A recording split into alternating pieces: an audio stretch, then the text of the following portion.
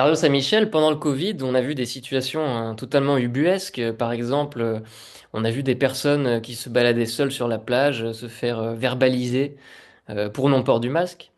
Voyez-vous les agents qui ont fait ce sale boulot comme des pervers eux-mêmes, comme des collabos, pour reprendre une certaine dialectique?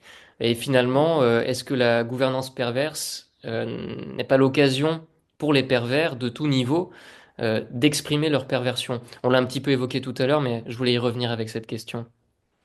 Alors là aussi, je pense que ce sont deux choses différentes. Non, je ne pense pas nécessairement que les policiers qui ont fait ce genre de choses, je pense pour un certain nombre d'entre eux la mort dans l'âme, ou en se disant qu'ils avaient probablement des choses plus intelligentes à faire. Et moi, j'accompagne un certain nombre de policiers, donc j'ai entendu aussi leur ressenti et leur côté un peu catastrophé devant ce qu'on leur a demandé de faire, alors qu'il y a tellement de sujets plus importants sur lesquels on a besoin d'eux. Donc non, bien entendu, la perversion ne descend pas toute l'échelle sociale.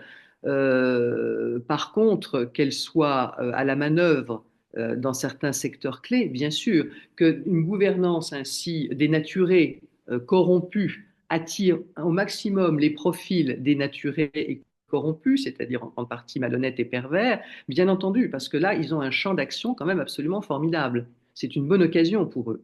Et ça, on le voit dans tous les niveaux de la société.